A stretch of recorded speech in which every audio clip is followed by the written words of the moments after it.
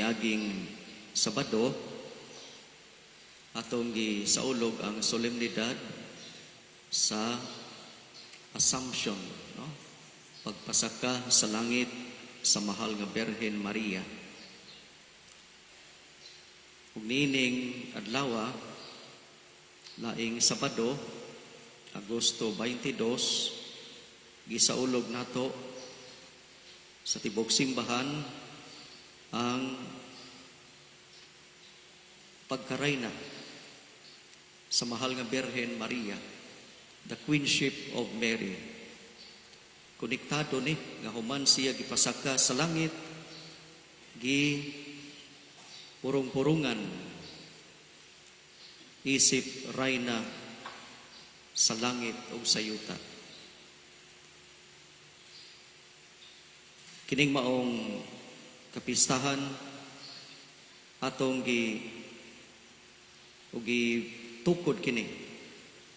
This was instituted in 1954 by Pope Pius XII with the encyclical letter Ad Caeli Reginam, a Latin term na kung atong i-translate, ang rayna sa langit. Ad Caeli Reginam. So si Maria gideklarar nga rayna sa langit o sa yuta. Kaganina sa ato ang opening song, O Maria, rayna sa Pilipinas, no? Pero kung atong sabton, di lang kay Pilipinas ra, tibuok binuhatan o kabinuhatan, no? Tibuok creation, kunya langit ug yuta. Di lang dinhira sa Pilipinas si Maria Rayna, kundili sa tanan gayod nga mga binuhat. Gi-compose lang na, no, Rayna sa Pilipinas, tungod kay kita dinhi sa Pilipinas, kuan man ta, gitawag man ta og Pueblo Amante de Maria, no? Katawhan nga mahigugmaon sa mahal nga Birhen. We are a Marian people din his Pilipinas. Konektado sana sa ato ang kultura nga makimama kaita. No? Makimama kaita. Manang Pueblo Amante de Maria, mahigugmaon sa mahal nga Birhen Maria.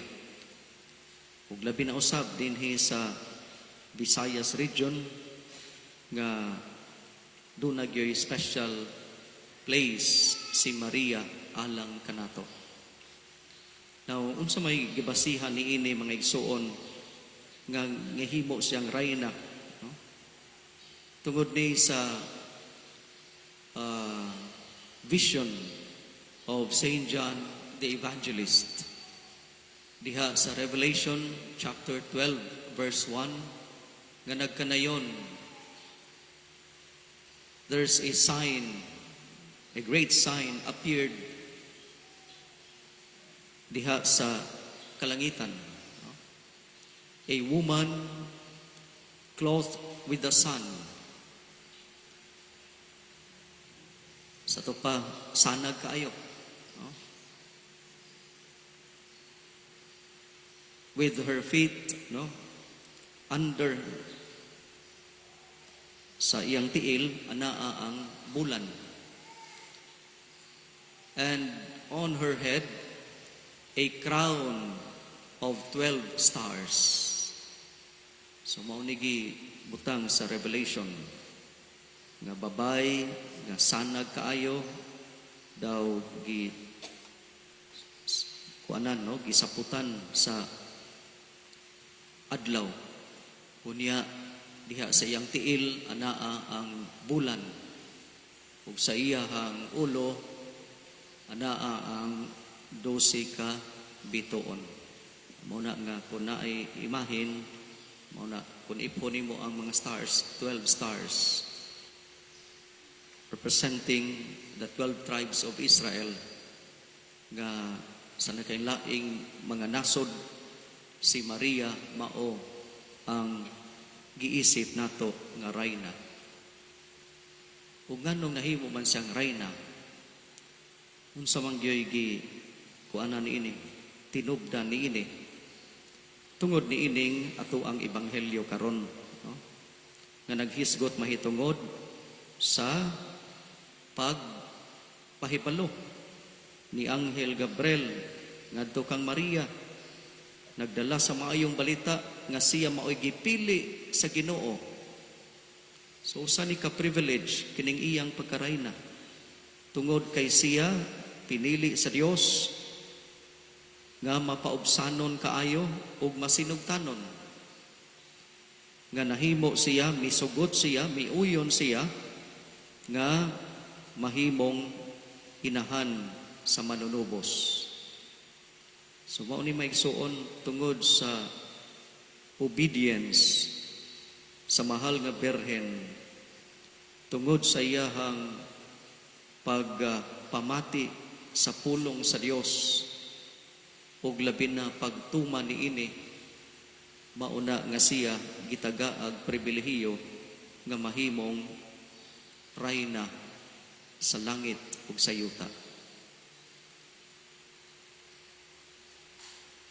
Diha sa usa sa mga pagwali ni Jesus, daghang kay mga tao ug dunay miingon, bulahan ka, bulahan ang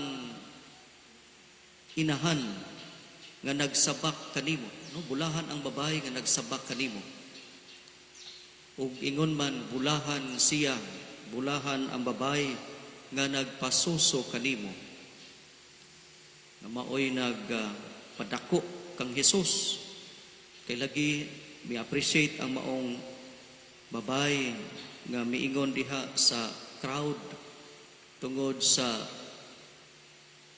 dako nga wisdom sa Ginoo, tungod sa iyahang kaalam, tungod sa iyahang maayo nga pagtudlo, tungod sa iyahang mga nindot nga pagtulunan, midayeg ang maong babae.